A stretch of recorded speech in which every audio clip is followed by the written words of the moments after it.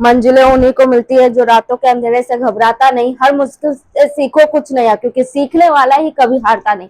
Hello everyone, मैं अंकिता चौधरी स्वागत करती हूँ आप सबका मेरे चैनल इकोनॉमिक्स एकेडमी पे। जैसे कि आप लोग जानते हैं मैं इकोनॉमिक्स पढ़ाती हूँ, लेकिन आज मैं कुछ नया पढ़ाने वाली हूँ।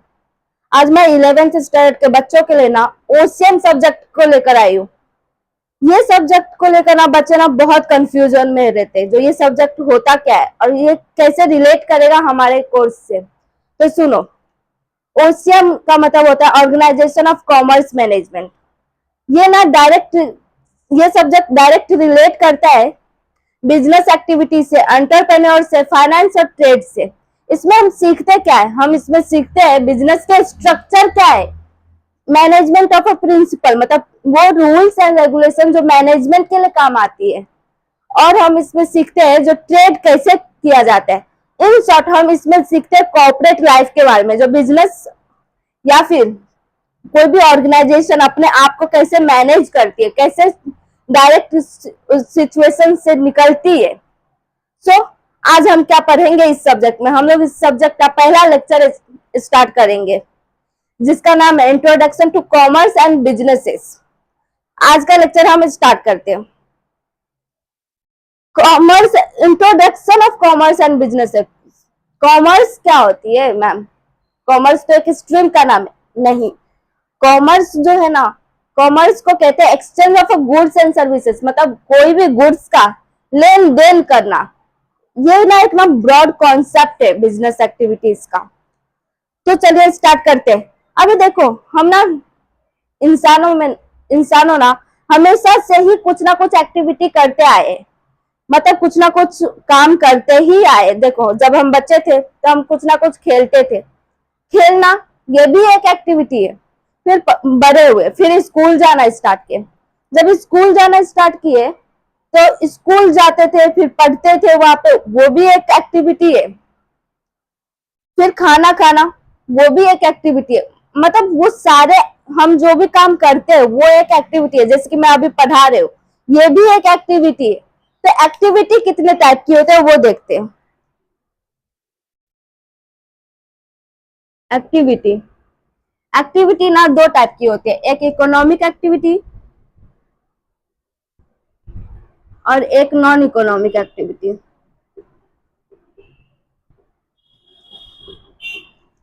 इकोनॉमिक एक्टिविटी नेम से ही पता चलती है, जो ये मेरा पैसे से रिलेट करता है।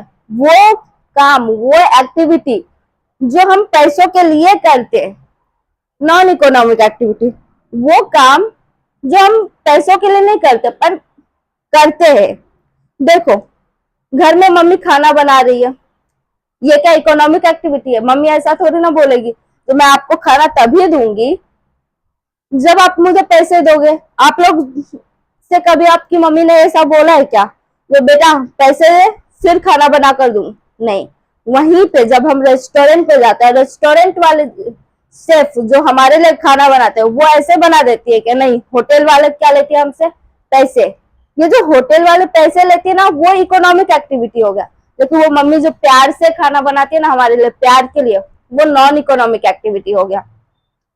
ऐसे ही देखो, जब मैं अभी टीचिंग कर रही हूँ तो ये मेरा नॉन इकोनॉमिक एक्टिविटी हुआ है, मैं आप लोगों से पैसे नहीं ले रही हूँ। लेकिन वहीं पे अगर मैं किसी ऑर्गेनाइजेशन में जाऊँ एजुकेशन के, जैसे कि ट्यूशन क्लास में जाकर पढ़ा रही हूँ या फिर स्कूल्स में पढ़ा रही हूँ, ये मेरा क्या हो गया? Economic activity. मैं वहां पे क्यों पढ़ाऊंगी? पैसे के लिए। ये तो हो गया इकोनॉमिक एक्टिविटी और नॉन इकोनॉमिक एक्टिविटी का डिफरेंसेस। मतलब इकोनॉमिक एक्टिविटी मनी से रिलेट करता है, non economic activity as a love care, जब हम कोई काम करते हैं उससे रिलेट करता है। मतलब इससे ना पैसे का कोई काम नहीं होता। अभी हम लोग देखेंगे इकोनॉमिक एक्टिविटी कितने टाइप के होते हैं। इकोनॉमिक एक्टिविटी 3 टाइप के होते हैं, employment, businesses and profession. Employment क्या है? एम्प्लॉयमेंट जब हम किसी और के लिए काम करते हैं ना और बदले में सैलरी लेते हैं, उसको कहते हैं एम्प्लॉयमेंट। एम्प्लॉयमेंट ना हम कॉर्पोरेट लाइफ से रिलेट करते हैं। देखो, एक बिजनेस है, एक मैन्युफैक्चरिंग कंपनी है, उसमें जब हम जाकर कुछ काम करेंगे, किसी के अंदर काम करेंगे, मतलब हम काम कर रहे हैं, लेकिन किसके लिए काम कर रहे हैं? उस ऑर्गेनाइजेशन के लिए काम कर रहे हैं, उस एम्प्लॉयर के लिए काम कर रहे हैं, उसको कहते हैं एम्प्लॉयमेंट। प्रोफेशन क्या है? प्रोफेशन ना, जब कोई भी इंसान किसी चीज में मास्टर्स कंप्लीट कर लेते हैं, जैसे कि देखो, एक लॉयर लॉ में मास्टर्स हासिल कर लेते हैं, मतलब लॉयर बन जाते हैं, एलएलबी सब कंप्लीट हो जाता है, जब वो अपनी प्रोफेशन से रिलेटेड कोई सर्विस दे, मतलब कोई नॉलेज का कोई कंसल्ट करे या फिर कोई एडवाइस दे आपको, उसको सर्विस कहते हैं। प्रोफेशन, एक टीचर का भी ना प्रोफेशन होता है। क्यों? क्योंकि टीचर भी ना एक सब्जेक्ट में ना मास्टर्स की देती है और आपको वो नॉलेज को प्रोवाइड करती है, जिसे आप इंटेंजिबल कहते हो। आप मेरे नॉलेज को देख सकते हो क्या? नहीं, ऐसा तो नहीं है हाँ हाँ टीचर मैं आपका नॉलेज देख रहा हूँ। नहीं, आप क्या कहते हो? हाँ मैं आपका नॉलेज गेन कर रहा हूँ, महसूस कर पा रहे हो, फील कर पा रहे हो, बट देख नहीं पा रहे हो, उसे सर्विस कहते हैं। डॉक्टर जब आपको दवाइयां देते हैं, आप दवाइयां को देख सकते हो, बट वो जब जब आपकी ट्रीटमेंट करते ना, उस ट्रीटमेंट की स्टाइल को नहीं देख सकते, उस नॉलेज को नहीं देख सकते। वो सारी चीजें ना सर्विसेज प्रोफेशंस में आती हैं।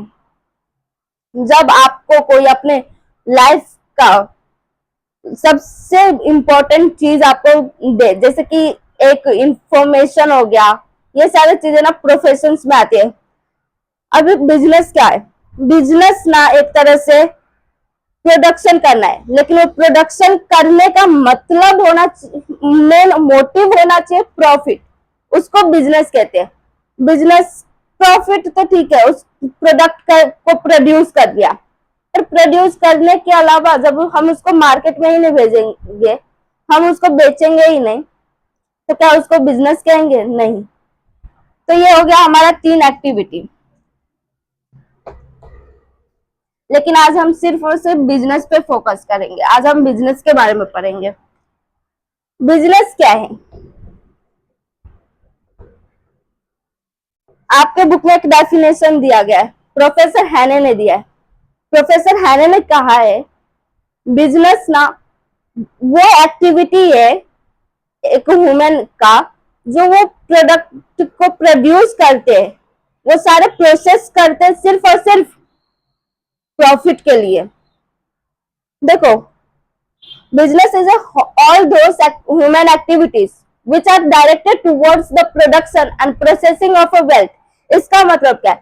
बिजनेस वो चीज को कहते हैं जब हम कोई भी चीज को मैन्युफैक्चर करते हैं, मैन्युफैक्चर करने के बाद उसको हम मार्केट में लेकर जाते हैं, वो सारे एडवर्टाइजमेंट करते हैं, मार्केटिंग करते हैं, ब्रांडिंग करते हैं, पैकेजिंग करते हैं, फिर हम डिस्ट्रीब्यूट करते हैं ट्रांसपोर्टेशन के थ्रू, रिटेलर्स के पास, कंज्यूमर के पास पहुंचाते हैं।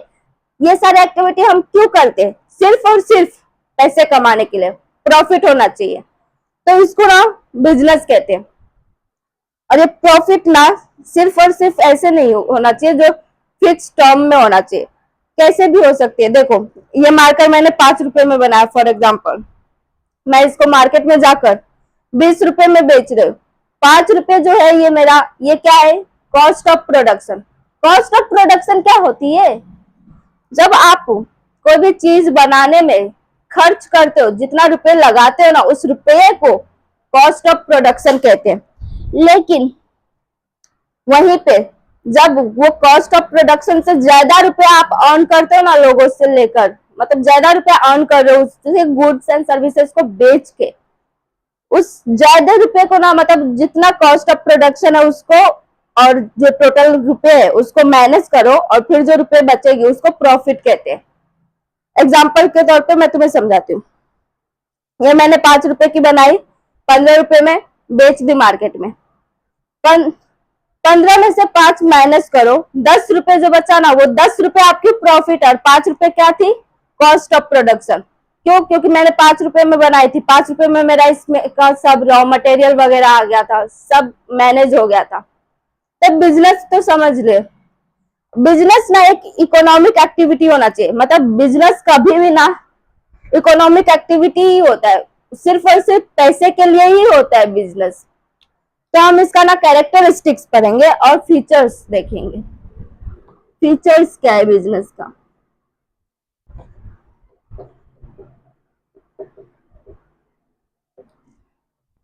बिजनेस इकोनॉमिक एक्टिविटी होना चाहिए।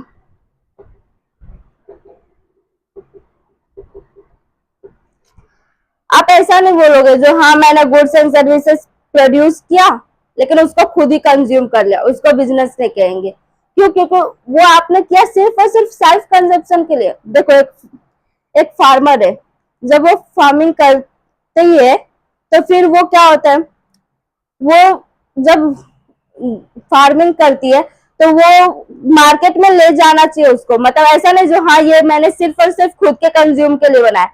ये जो खुद के लिए कंज्यूम करते हैं ना उसको ना सेल्फ कंजप्शन के लिए प्रोडक्शन कहते हैं।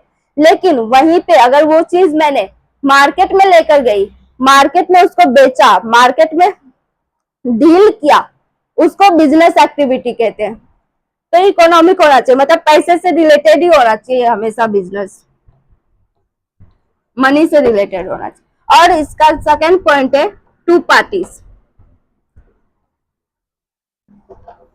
आप इतना तो समझ गए बिजनेस क्या होते है, तो आप लोग खुद ही सोचिए क्या बिजनेस सिर्फ और सिर्फ सिंगल पर्सन से हो सकती है? ऐसा है क्या?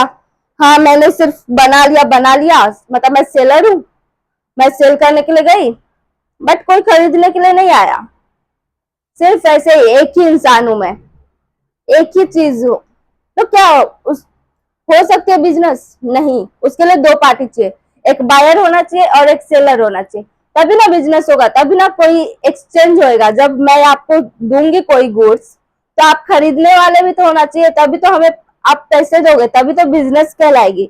ऐसा तो नहीं है हाँ मैं लेकर गई मार्केट में और रख के आ गई, इसको बिजनेस नहीं कहेंगे। रख के आ गए का क्या मतलब है? पैसे कौन दिया तुमको? तुमने बेचा किसको? ये सब देखना पड़ता है ये बिजनेस एक्टिविटी में। तो बिजनेस एक्टिविटी में दो पार्टीज होना चाहिए, एक बायर और एक सेलर। सेलर वो इंसान होता है जो कोई गुड्स एंड सर्विसेज को सेल करना चाहता है। बायर वो इंसान होता है जो गुड्स एंड सर्विसेज को बाय करते हैं, मतलब खरीदते हैं, उसको बायर कहते हैं। आप लोगों को मैंने इकोनॉमिक्स में समझाया था बायर और सेलर क्या होता है, फिर भी एक एग्जांपल ले लो। आप मार्केट गए, कुरकुरे खरीदे, शॉपकीपर को बोले कुरकुरे दे दो, आपने उनको 5 रुपए दिए, उन्होंने कुरकुरे दिए, तो यहाँ पे बायर कौन है और सेलर कौन है? सोचो, आपको किसने कुरकुरा दिया? वो इंसान, वो शॉपकीपर सेलर है। आपने खरीदा, आपने किनको पैसे दिए? आपने पैसे दिए, तो आप कौन हुए? बायर हुए। बायर और सेलर होना चाहिए। फिर इसका है प्रॉफिट मोटिव होना चाहिए।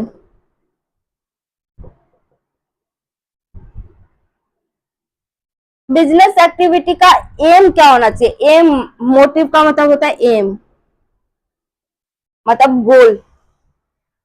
बिजनेस एक्टिविटी का ना हमेशा ही प्रॉफिट अर्न करने का मोटिव होना चाहिए, मतलब ऐसा नहीं जो दान कर देते हैं, प्रॉफिट नहीं कमाते हैं, एट द कॉस्ट बेच देते हैं, ऐसा नहीं होना चाहिए।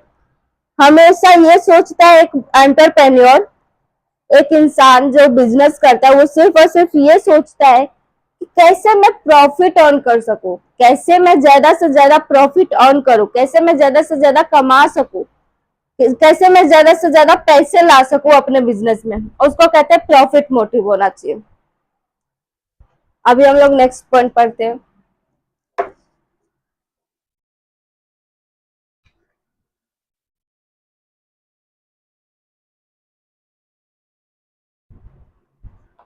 Production of goods and services.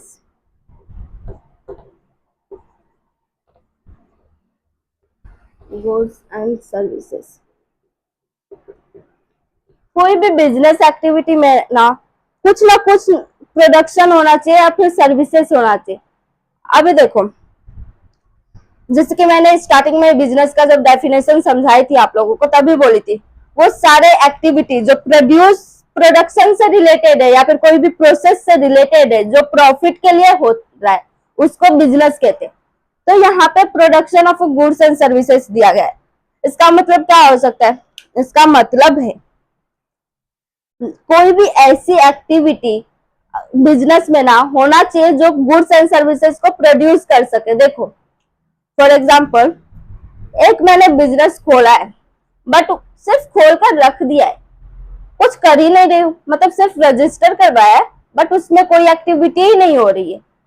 जब कोई एक्टिविटी ही नहीं होएगी तो क्या हम प्रॉफिट अर्न कर पाएंगे? मतलब उसका मेन मोटिव तो फेल हो गया, तो उसको बिजनेस कहेंगे क्या? नहीं। बट वहीं पे मैंने एक बिजनेस खोला है, उसके अंदर में ना मार्कर मैन्युफैक्चर होता है, मतलब मार्कर बनती है। ये मार्कर क्या है? एक गुड्स है। हम कॉमर्स वाले ना इसको ना गुड्स कहते हैं, किसी भी सामान को गुड्स कहते हैं, मतलब एसेट्स कहते हैं। ये इससे ना गुड्स कहते हैं। तो हमने गुड्स बनाया, एक मार्कर का प्रोडक्शन वाला बिजनेस खोला, तो ये क्या हो गया? प्रोडक्ट हो रही है प्रोड्यूस, हमारे मैन्युफैक्चर हो रही है हमारे बिजनेस में, तो ये बिजनेस को ना सेटिस्फाई कर रही है। क्यों? क्योंकि इसको हम जाकर मार्केट में बेचेंगे, और बेचेंगे तो बदले में हम क्या लेंगे? पैसे लेंगे। इकोनॉमिक एक्टिविटी हो गई, सेटिस्फाई हो गई। फिर ऐसे एट द कॉस्ट में बेचेंगे, थोड़ा ना थोड़ा प्रॉफिट लेंगे, तो मेन मोटिव भी सेटिस्फाई हो गया बिजनेस का। सर्विसेज, जब आपको टीचर पढ़ाती है तो क्या फ्री में पढ़ाती है? नहीं, पैसे के लिए ही पढ़ाती है ना। स्कूल में पैसे ही देते हो ना आप लोग, ट्यूशन क्लास में या फिर स्कूल को फी देते हो। तो वो स्कूल जब ओपन हुई है वो भी आपको सर्विस दे रही है, लेकिन सर्विस को मतलब प्रोड्यूस कर रही है वो स्कूल वाले। कैसे? आपके लिए टीचर को प्रोवाइड करना, सारे टीचर्स की अरेंजमेंट करना, जो आपको कौन से सब्जेक्ट कौन पढ़ाएंगे, ये सारे चीजें को डिसाइड करना, ये भी एक एजुकेशनल ऑर्गेनाइजेशन का प्रोडक्शन ही होता है। तो ये हो गया अपना production of goods and services. या फिर एक फॉर्म में गए आप लोग, एक बिजनेस में, लॉ फॉर्म में गए जहाँ पे सिर्फ और सिर्फ लॉयर है, आप लोगों को कोई जरूरत है लॉयर की, तो आप लॉ फॉर्म में गए। वहां पे क्या करेंगे? वहां के एम्प्लॉयर जो मेन होगा, जो चेयरमैन होगा या फिर मैनेजमेंट करने वाला होगा, वो क्या करेगा? आपको एक लॉयर से मिला देगा, बोलेगा ये आपका केस हैंडल करेंगे। वहां पे आपको लॉयर क्या दे रही है? सर्विसेज दे रही है ना, जो वो अपनी एक्सपर्टीज को आपको कंसल्ट करने में लगा रही है, और उसके बदले में क्या लेंगी? फी लेगी। तो ये एक लॉ फर्म क्या कर रही है? आपको सर्विसेज का प्रोड्यूस करके दे रही है। मतलब एक लॉ फर्म के लिए क्या होता है? लॉयर को हायर करना, एक जगह रखना, फिर उनको मैनेज करना, उनको ये समझाना जो तुम्हें कैसे काम करने, तुम्हें कौन से केस कैसे लेनी है, कैसे नहीं लेनी।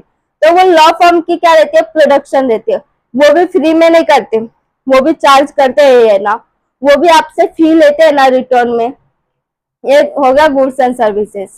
प्रोडक्ट होना चाहिए बिजनेस में ना, हमेशा कुछ ना प्रोड्यूस होना ही चाहिए, उसको ही बिजनेस एक्टिविटी कहते हैं। एक्सचेंज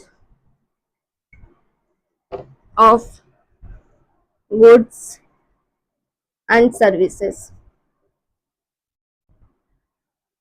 एक्सचेंज क्या होती है? मतलब एक दूसरे को कुछ ना कुछ देना।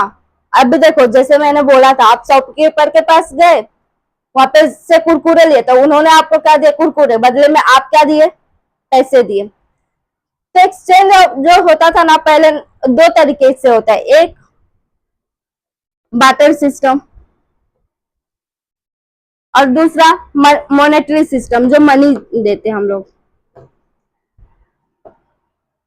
बाटर सिस्टम क्या होती है?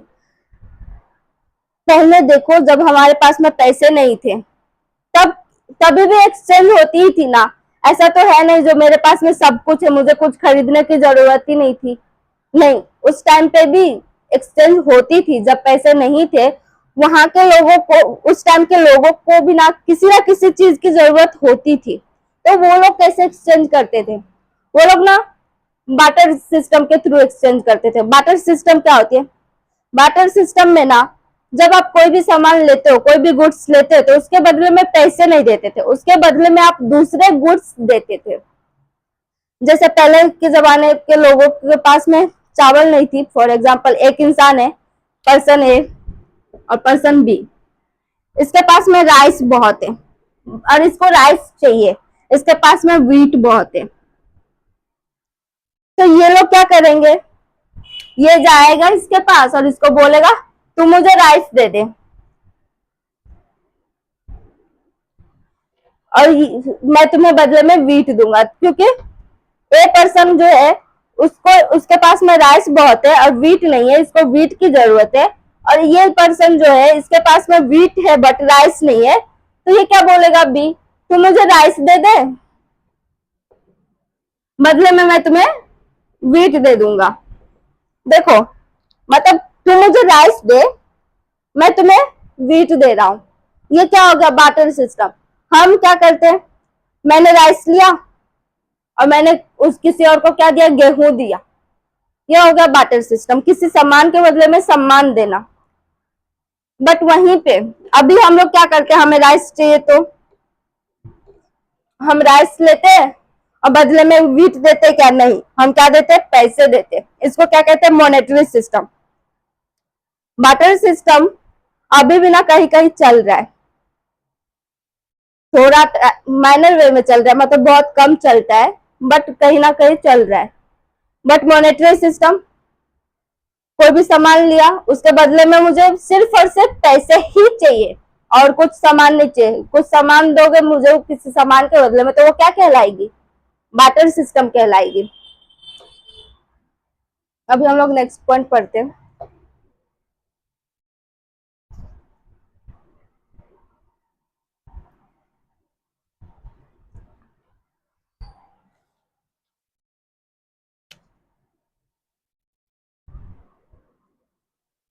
Dealing of a goods and services.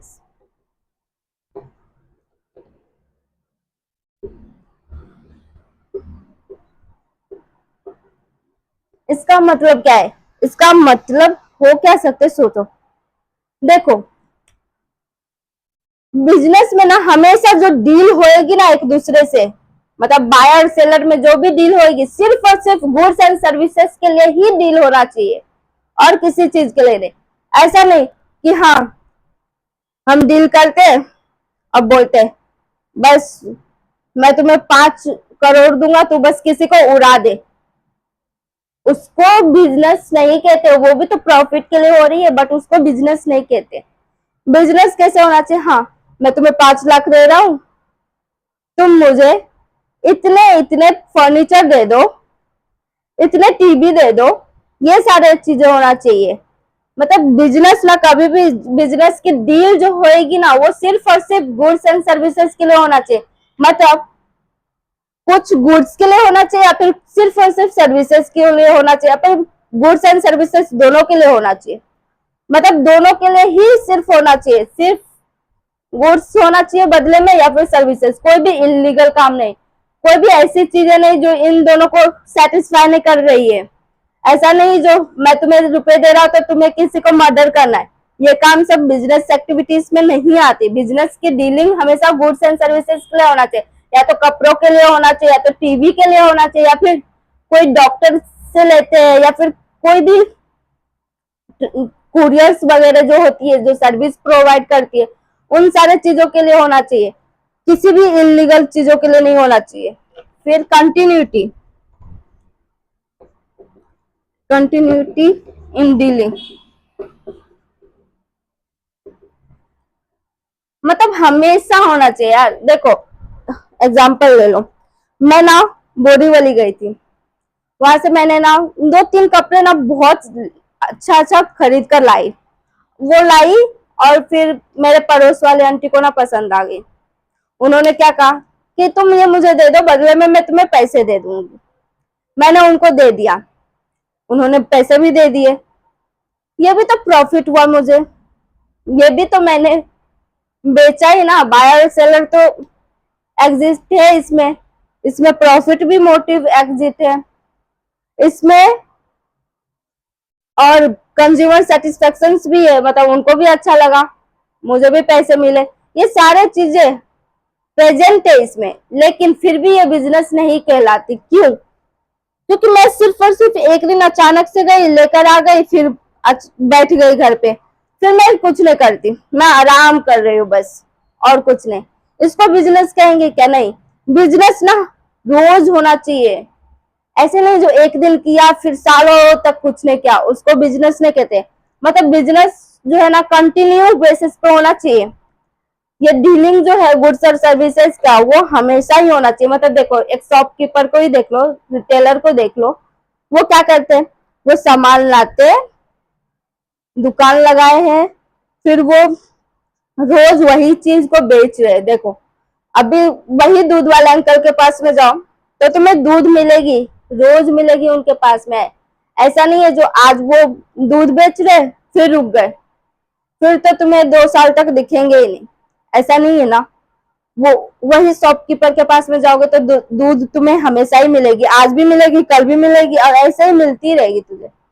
फिर वही शॉपकीपर के पास में जाओ तो स्टेशनरी शॉप पे जाओ तो वही बुक्स एंड पेन हमेशा ही मिलेगी। ऐसा नहीं है जो एक दिन उन्होंने बुक लाया, बुक बेचा और फिर बंद कर दिए, फिर आराम कर रहे, फिर 2 महीने के बाद 3 महीने के बाद आएंगे और फिर बेचेंगे, फिर आराम करेंगे। इसको बिजनेस नहीं कहते। बिजनेस हमेशा ना कंटिन्यू होना चाहिए, मतलब डेली टू डेली, डेली होना चाहिए, डेली लाइफ में हमेशा ही होना चाहिए, उसको बिजनेस कहते हैं। फिर हो गया अनसर्टन रिस्क।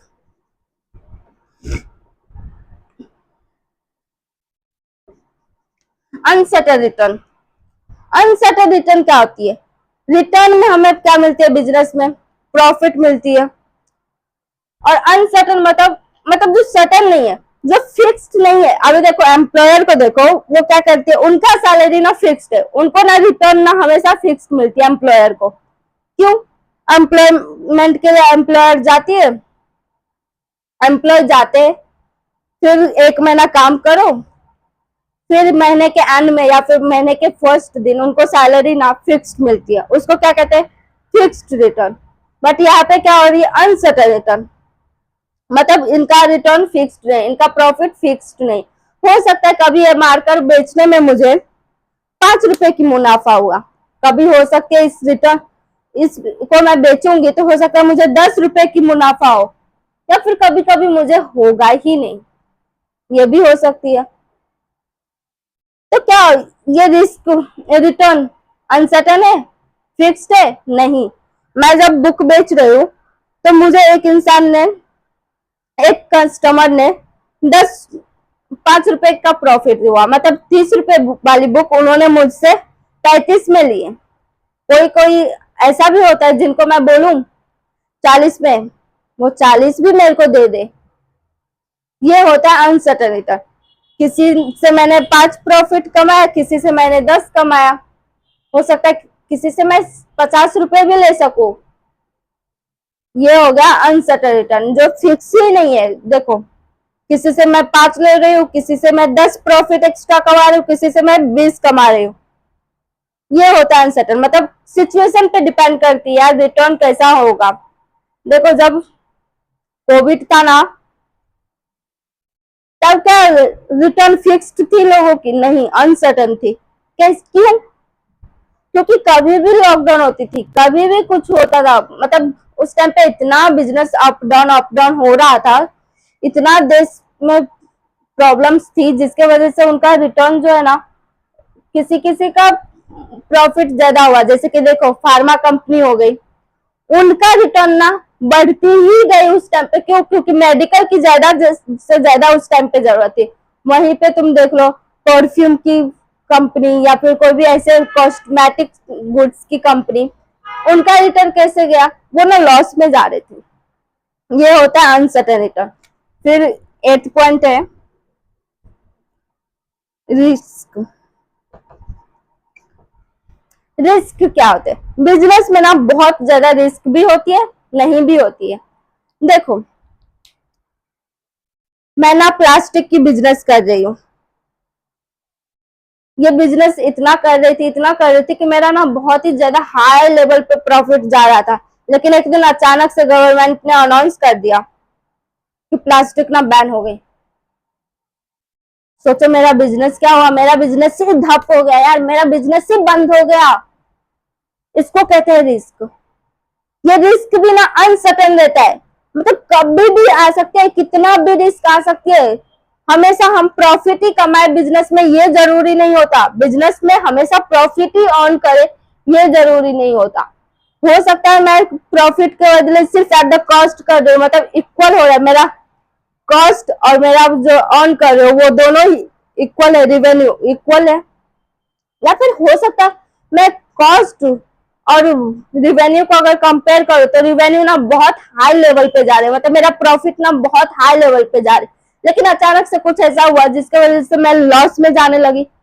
बिजनेस में मतलब हमेशा प्रॉफिट हो ये जरूरी नहीं है, लेकिन मोटिव उसका प्रॉफिट होना होता है। वो लॉस में भी जा सकती है, वो बंद भी हो सकते हैं किसी रीजन की वजह से, जैसे मैंने बताया था प्लास्टिक का बिजनेस, किसी रीजन की वजह से वो लॉस में जा सकती है। देखो जब कोविड था तब कॉस्मेटिक गुड्स या फिर ऐसे फर्नीचर वगैरह का बिजनेस कैसे चल रही थी, वो लॉस में जा रही थी। क्यों? क्योंकि कोई खरीद ही नहीं रहा था।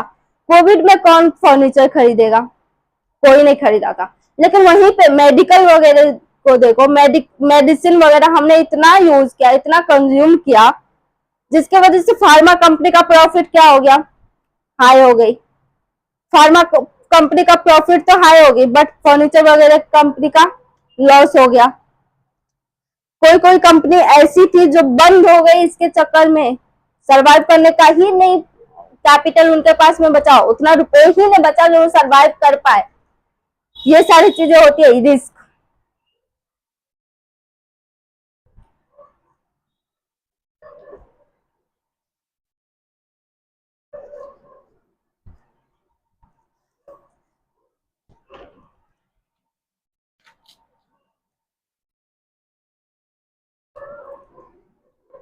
कंज्यूमर सेटिस्फेक्शन,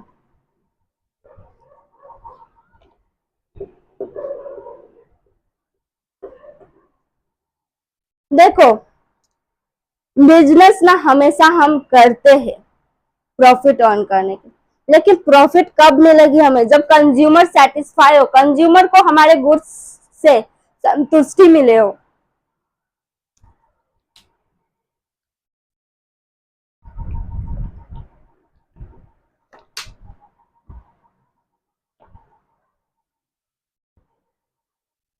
कंज्यूमर को ना सेटिस्फेक्शन मिलना चाहिए हमारे गुड्स एंड सर्विसेज को कंज्यूम करने के बाद।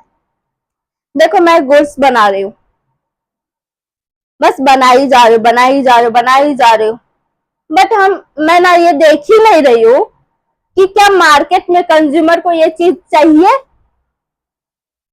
या नहीं चाहिए। इसके वजह से मेरा ना कोई गुड्स एंड सर्विसेज ले ही नहीं रहा है। क्यों? क्योंकि उनको अभी इस चीज की जरूरत ही नहीं। देखो मैं गुड्स बस बना रही हूँ, नोकिया का फोन, बस बनाई जा रही हूँ, बनाई जा रही हूँ, बनाई जा रही हूँ। नोकिया का फोन इतना छोटा सा होता था, बस बना रही हूँ। इतना प्रोड्यूस कर लिया मैंने जितना डिमांड भी नहीं था। क्या कोई खरीदेगा? कंज्यूमर उस फोन से अभी सेटिस्फाई है क्या? आप लोग खुद ही सोचो, आपको अगर आपकी मम्मी पापा छोटा वाला फोन लाकर दे दे, क्या आप लोग लोगे?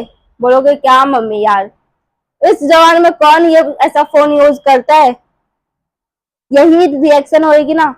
वैसे ही जब आप कंज्यूमर को सेटिस्फाई नहीं कर पाओ, आप संतुष्टि नहीं हो, तो वो गुड्स को नहीं लोगे। तो बिजनेस को ना हमेशा ऐसे गुड्स एंड सर्विसेज प्रोड्यूस करना चाहिए, ऐसे अपने गुड्स एंड सर्विसेज में इनोवेट करना चाहिए, इन्वेंशन करना चाहिए, ऐसे इनोवेटिव तरीके से लाना चाहिए मार्केट में, जिसके वजह से कंज्यूमर कंज्यूम करने के बाद सेटिस्फाई हो पाए अपने गुड्स, आपके गुड्स एंड सर्विसेज से। तो कंज्यूमर सेटिस्फेक्शन भी ना बहुत ज्यादा इंपॉर्टेंट है बिजनेस के लिए। अगर कंज्यूमर सेटिस्फाई रही तो वो कंज्यूमर आपके कंपनी से या फिर आपके गुड्स एंड सर्विसेज से हमेशा ही गुड्स एंड सर्विसेज कंज्यूम करेगी आपकी कंपनी का। अगर सेटिस्फाई नहीं हुई तो आपका मार्केट ना डाउन चला जाएगा, गिरता ही रहेगा। इसके वजह से ना कंज्यूमर सेटिस्फेक्शन बहुत ही ज्यादा इंपॉर्टेंट है। तो आज हम लोगों ने क्या देखा, बिजनेस क्या होती है और उसके डेफिनेशन जो प्रोफेसर हैने ने दिया था। फिर हमने क्या देखा, एक्टिविटी क्या होती है। दो तरीके की एक्टिविटी होती है, एक इकोनॉमिक एक्टिविटी, एक non economic activity. Economic activity वो एक्टिविटी कहलाती है ह्यूमन पर्सन के जो सिर्फ और सिर्फ पैसे के लिए हो रहा है, उसको क्या कहते हैं, इकोनॉमिक एक्टिविटी। बदले में सिर्फ और सिर्फ पैसे मिल रहे हैं। But non economic activity as a love करते हैं, एज ए केयर करते हैं किसी पर्सन के लिए, तो उसको क्या कहते हैं, नॉन इकोनॉमिक एक्टिविटी। जो पैसे के लिए नहीं हो रहा है फिर भी हम कर रहे हैं, तो ये दो तरीके की एक्टिविटी होगी। इकोनॉमिक एक्टिविटी में हमने क्या क्या देखा था कि वो तीन टाइप के होते हैं, एक एम्प्लॉयमेंट, एक प्रोफेशन और तीसरा बिजनेस। एम्प्लॉयमेंट में क्या होती है, कोई भी एम्प्लॉय जब जाती है कंपनी के लिए, किसी और के लिए काम करती है, किसी के अंडर में काम करते हैं, उसको क्या कहते हैं, एम्प्लॉयमेंट।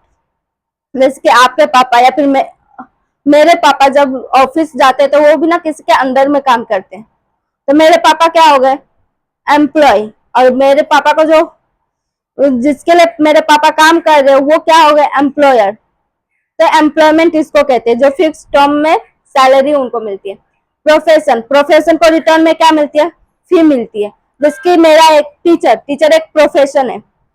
कोई भी इंसान जब अपने एक्सपर्टीज किसी एक चीज में मास्टर्स कर लिए हो और उस मास्टर्स को यूज करते हैं आपको सर्विस देने के लिए, उसको कहते हैं प्रोफेशन। जैसे कि लॉयर हो गया, डॉक्टर हो गए, टीचर्स हो गए, एक सीए हो गया, उनका भी एक प्रोफेशन होता है।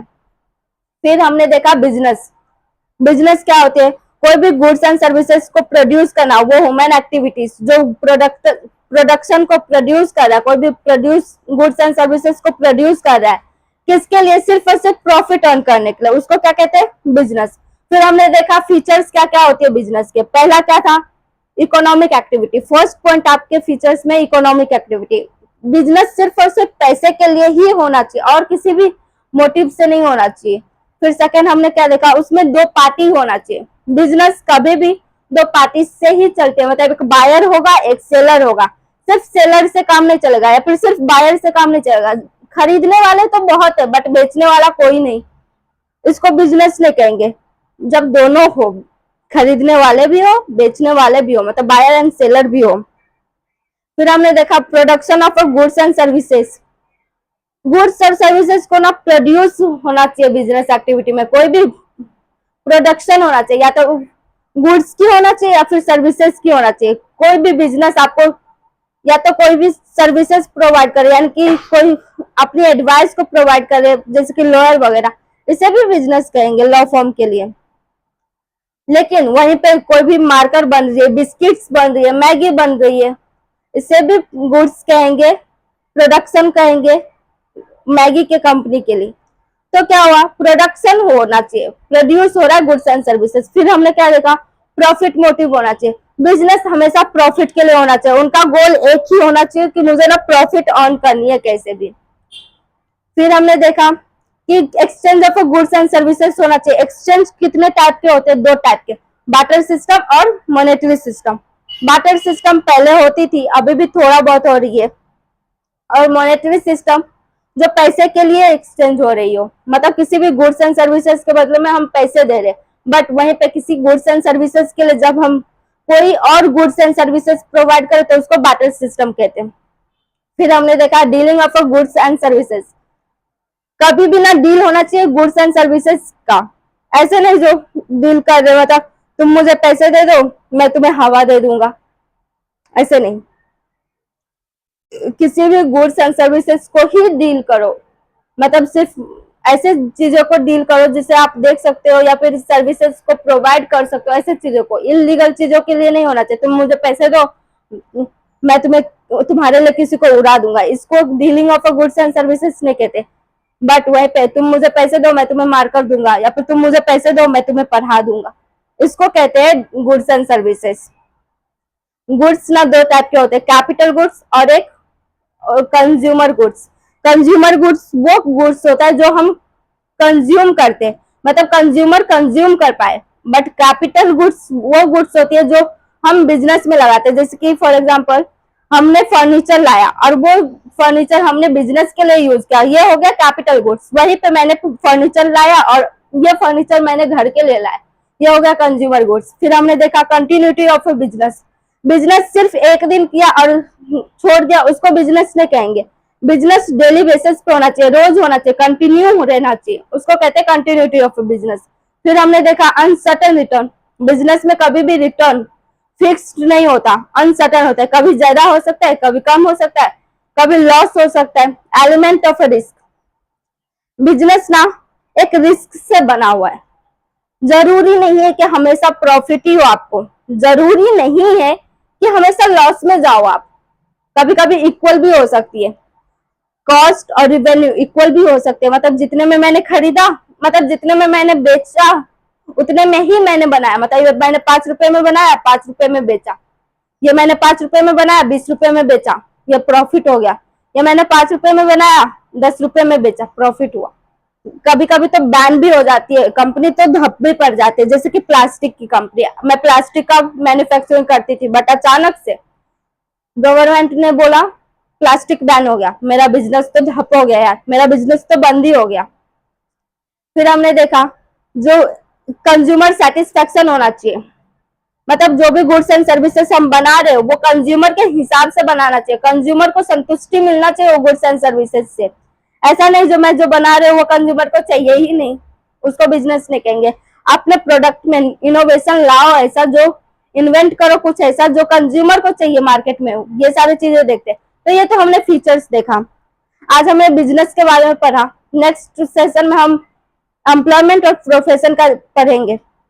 अगर आप लोगों को कोई क्वेरी हो तो कमेंट करें और जितना हो सके ना अपने दोस्तों के साथ शेयर करें और सब्सक्राइब करना ना भूलें। Thank you so much.